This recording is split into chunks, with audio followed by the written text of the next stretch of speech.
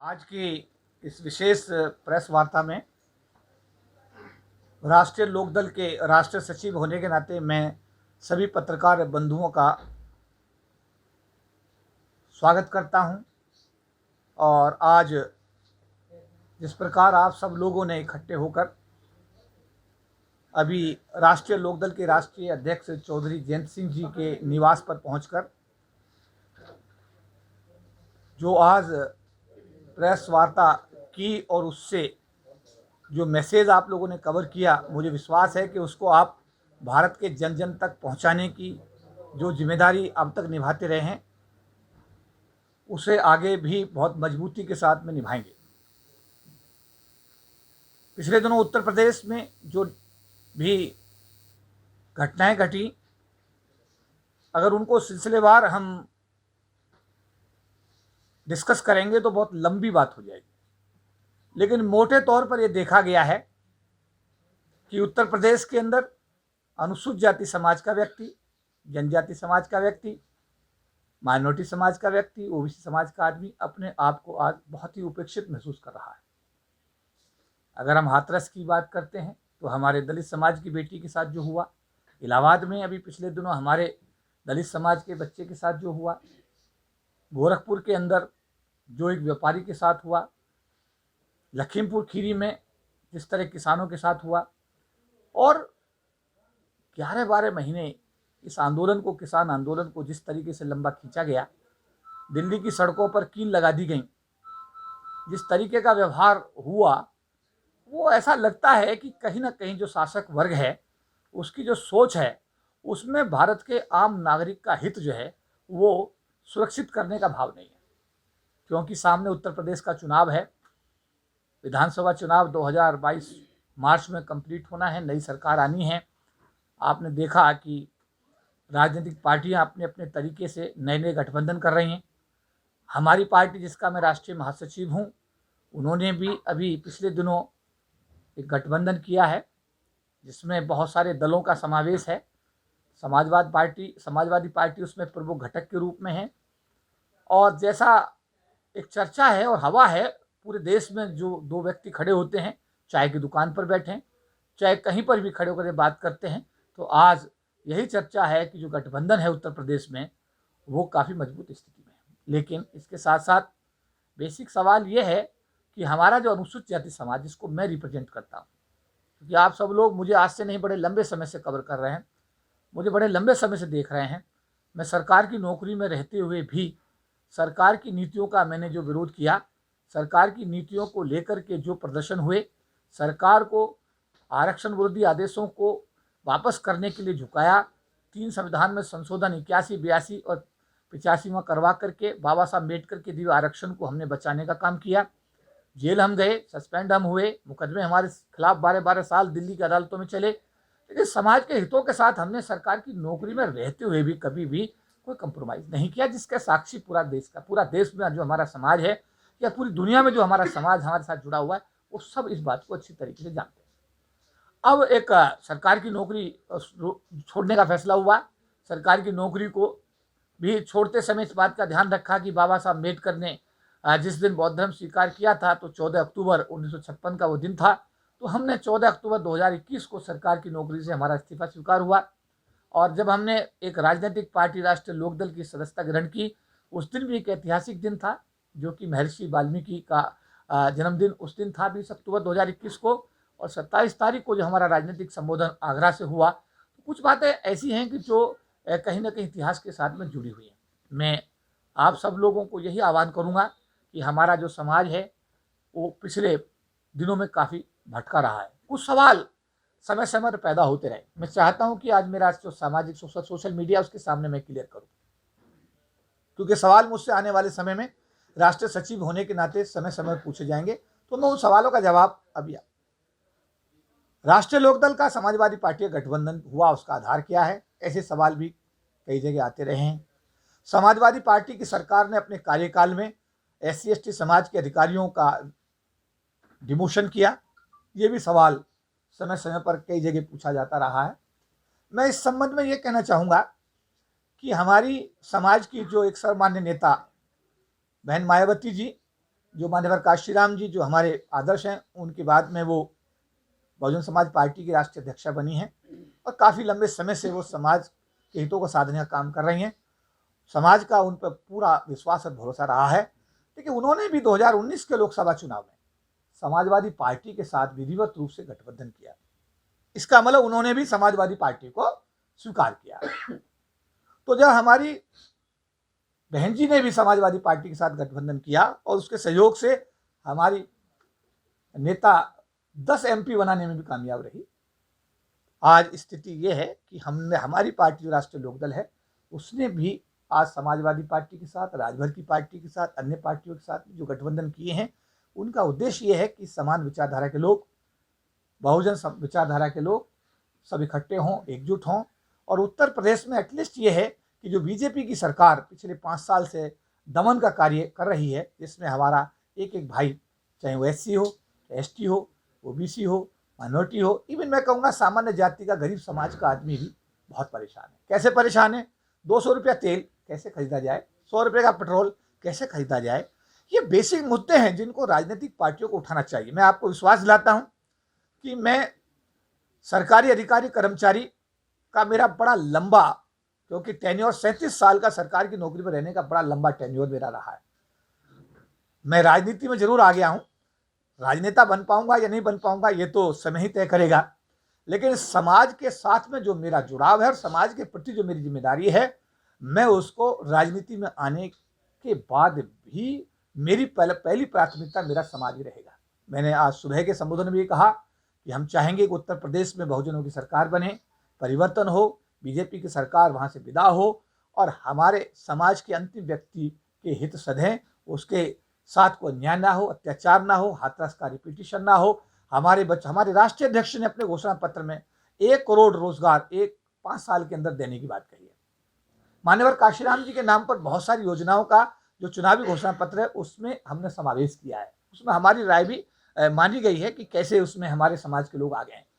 अगर 1 करोड़ रोजगार 5 साल में हमारी सरकार देने में कामयाब होती है तो 1 करोड़ में 22.5 लाख जो गरीब हमारे बच्चे हैं समाज के, वो सरकार की नौकरी में आने में अगर कामयाब होते हैं तो निश्चित रूप से हमारे समाज को एक बहुत बड़ी राहत होगी। साथ साथ हम अपने मांग पत्र में यह भी चीज़ ऐड करने की कोशिश करेंगे, बात करेंगे अपने गठबंधन जो पार्टियां उनके साथ भी, राष्ट्रीय अध्यक्ष महोदय के साथ भी, कि अगर निजी क्षेत्र करना सरकार की मजबूरी ही है, आने वाले समय में निजी क्षेत्र अगर आवश्यकता ही बन गई है तो सरकारी सस्ती जमीन अगर उद्योगपति ले रहे हैं सरकार के, अगर बैंकों के पैसे का वो प्रयोग कर रहे हैं तो सारा पैसा सरकारी हो गया। सरकारी जमीन तो सरकारी है ही जो पैसे से खरीदी जा रही है, और बैंक का पैसा भी सरकारी है।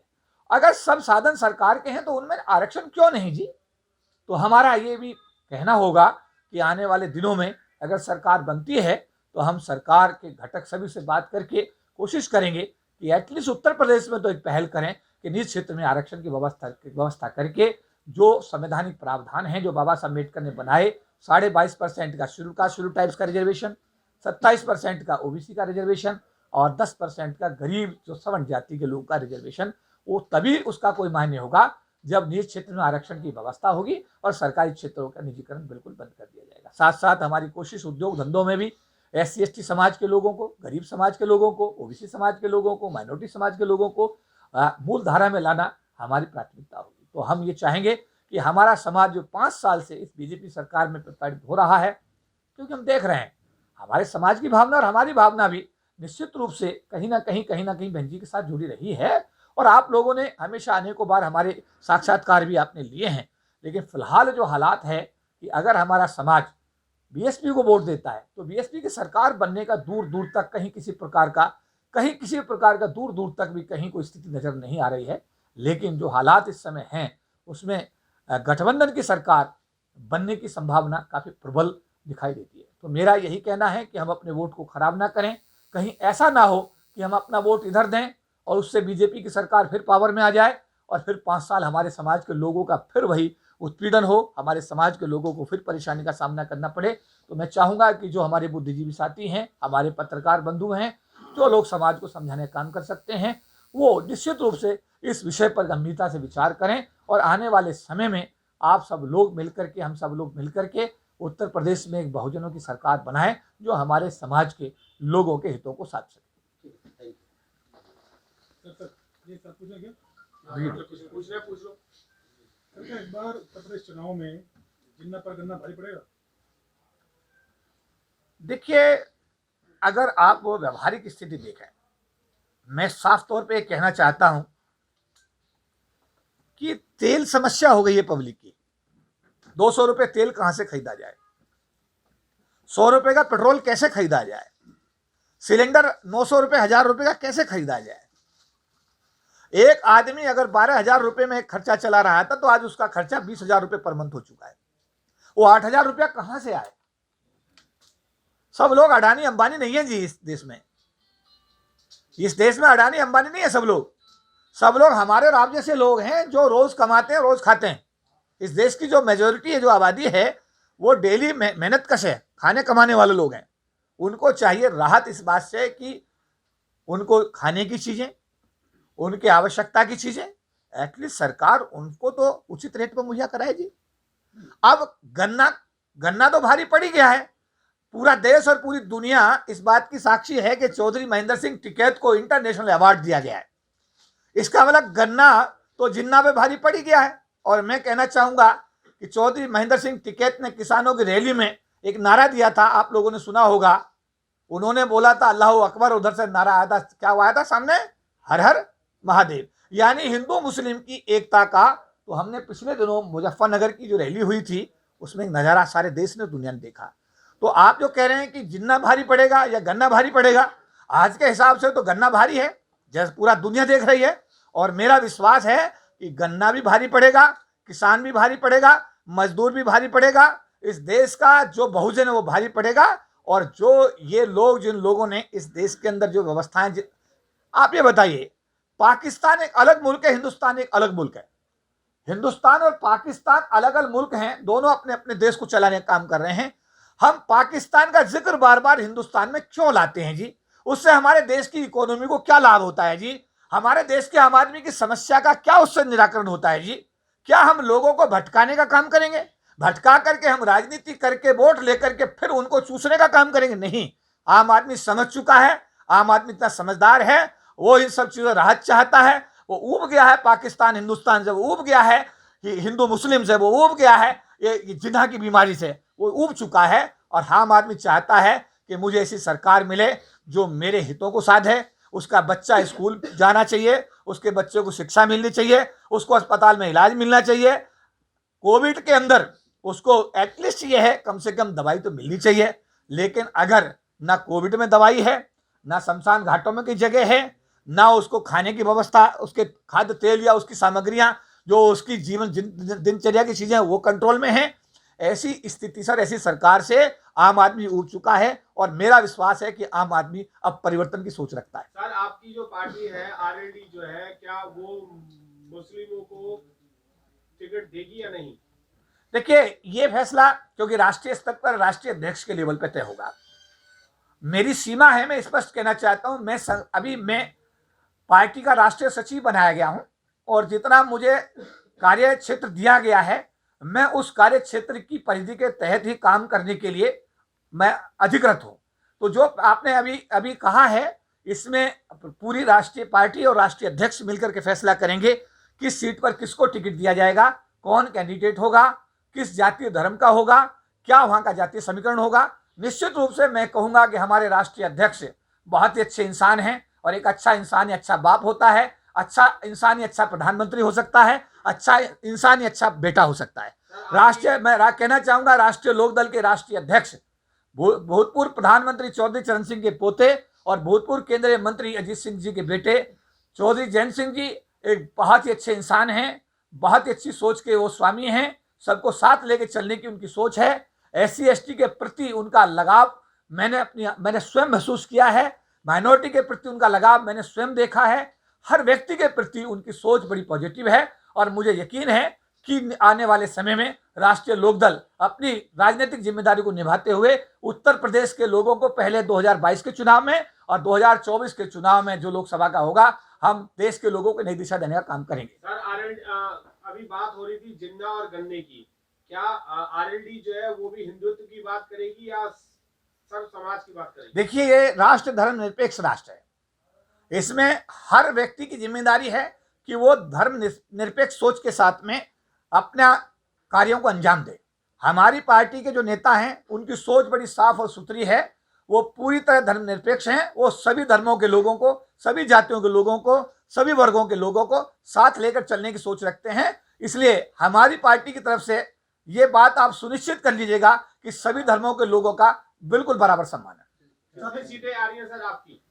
हमारे राष्ट्रीय अध्यक्ष ने अभी थोड़ी देर पहले प्रेस कॉन्फ्रेंस में किया था, गठबंधन का धर्म होता है सब मिलकर लड़ेंगे, और हम लोग 403 सीटों पर पूरे प्रदेश में लड़ रहे हैं। और आप सबकी शुभकामनाओं से और हमारे उत्तर प्रदेश की जनता हमें आशीर्वाद देगी और हम लोग गठबंधन की सरकार बना करके अब प्रदेश के एक एक व्यक्ति को एक सम्मान, स्वाभिमान और उसकी समस्या का समाधान करने का हर संभव कोशिश करेंगे। अच्छा, ओवैसी भी अभी पूछ चुके हैं यूपी के रण में, इसको लेकर क्या कहना चाहेंगे? जी, ओवैसी अभी यूपी में चुनाव जो है वो भी देखिए, राजनीति हमारे देश में बाबा साहब अम्बेडकर का बनाया संविधान है। हर आदमी को कूदने का अधिकार है, तो ओबीसी जी को आप वंचित क्यों करना चाहते हैं? अगर ओबीसी साहब कूद रहे हैं तो उन्हें कूदने दीजिएगा, उनका राइट है, वो कूद सकते हैं। बंगाल में भी कूदे हैं, जगह जगह कूदते रहे तो उन्हें कूदने दीजिएगा। इसमें बुराई क्या है? उनका राइट है, संवैधानिक अधिकार है, वो जहां चाहें कूद सकते हैं, और अगर कूद रहे तो बहुत अच्छी बात है। चौधरी साहब, मेरा सवाल है, पहले कांग्रेस सपा का गठबंधन रहा, बसपा सपा का गठबंधन रहा, दोनों जो है फेल रही, आपके आरएलडी के साथ में ये कैसे कामयाब रहेंगे? देखिए, मैं अगर भारत के राजनीतिक इतिहास को आपके सम्मुख रखता हूं तो इस इतिहास में समय समय पर, अगर आपको याद हो, सुषमा स्वराज दिल्ली की मुख्यमंत्री हुआ करती थी और प्याज का भाव इतना तेज हो गया था कि लोग प्याज खरीदने के लिए तरस गए थे। अगर आप पुरानी बात अगर आप लोगों को याद हो, याद है कुछ नहीं? और अकेली प्याज के बल पर बीजेपी की सरकार गई और कांग्रेस की सरकार आई, और कांग्रेस की सरकार शीला दीक्षित के नेतृत्व में 15 साल दिल्ली में रही। मुद्दे होते हैं, आम आदमी की सोच होती है, आम आदमी का भाव होता है, और जब आम आदमी को बाबा साहब अधिकार दे करके रानी और गांधी का वोट बराबर करके गए हैं, जब आम चाहता है, खास चाहता है परिवर्तन, तो परिवर्तन इस देश में होते रहे और आगे भी होते रहे।